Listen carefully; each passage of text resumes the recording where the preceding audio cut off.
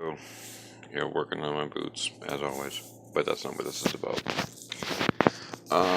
I've noticed that there's some other chainmailers on, or armorers, obviously, on Wasteland Central, and I figured I'd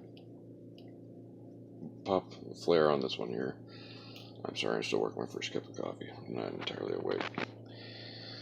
This is a mandrel, but this is not the kind of mandrel you usually see in DIY YouTube videos. This is a creation of my wife's aunt, or wife's uncle, excuse me. That was an interesting fuck up. Anyway, in that it has this chuck, which means this is a 1/4 inch bar for doing the small lengths like what's on the shoulder of my jacket. Here is a 5/16 bar. This can take, I believe, anywhere upwards of 1/2 inch, although I don't think I've ever made chainmail heavy enough to accommodate a 1/2 inch length. I've done fine work. I done really fine work, like 1/16 inch. That was, you need a magnifying glass and a recent prescription of glass to do that shit, I'll tell you that. But generally speaking, I tend to work in 1/4 inch, 5/16, and 3/8.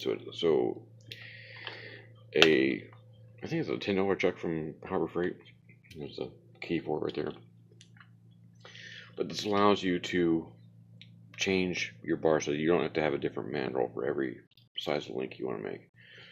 You stick the end of the wire into the chuck, bend it at a 90, start cranking. You got your coil, cut it up, and you got your links. You don't have to buy jump rings to make your chainmail, unless you're wanting to do the multicolored anodized aluminum crap, which I just don't fuck with. If it can't actually take even a moderate hit, I ain't gonna bother. It's not called chainmail to me. Kind of an asshole traditionalist on that one. But yeah, I just figured I'd share the love on this one. This is one of my other crafts, something else I've been doing for, 25 plus years. As a matter of fact, the shoulder piece on my jacket, as hammered as it is, this one here actually, this was 1/4 inch inner diameter, 16 gauge, makes a good, nice tight weave. That's some 14 gauge copper woven in there actually. For some reason, jeweler's gauge and hardware stock are two different fucking things. I don't know why.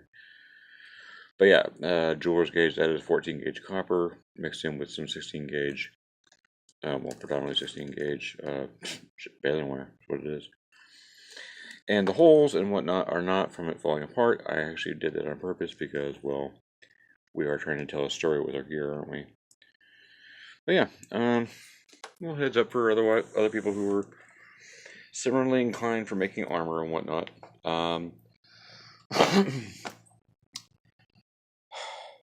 Additional heads ups for those who are interested. I don't do this as a business. I do it for just my shits and giggles, and just on giggles and shits. But at 16 gauge, which is predominantly what I've been working with recently, 1/4 inch and 5/16 are completely viable. You can get these at the hardware store as well, by the way. These come in 3-foot sections, and so I get one and I have it cut in half, and I have 2 bars. One for making chainmail, one for chasing the dog with. No, I'm kidding. But if you want to go to 14 gauge, I suggest, depending on the pattern you're using. Now, if you're doing Japanese 4-1 or Japanese 6-1, which is the one where the links are perpendicular to each other, 5/16 will be just fine at 14 gauge. If you're doing European 4-1, step up your game and get a 3/8 bar.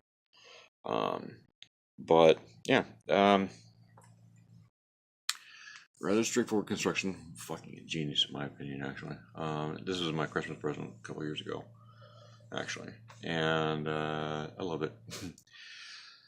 You can see the holes in the bottom board. Means that you can shore up the ladder plate there and make it more rigid if you're trying to do stiffer metals, like say 14 gauge galvanized steel, for instance, which it'll fight you. I've done it. I made an entire halberd out of 14 gauge galvanized, actually. I may never do that one again. That was really painful and stupid. But, yeah. Little DIY heads up. I'm trying to give you guys as much of a inside cheater view on this. I don't know what those bushings are made of. I think they're fucking nylon or some shit. I don't know.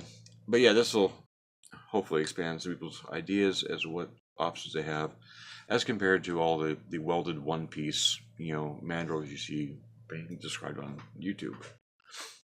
Cool? Cool. All right. I'm going to get back to my coffee. Probably another cup, actually, and start working my boots again. Bye-bye.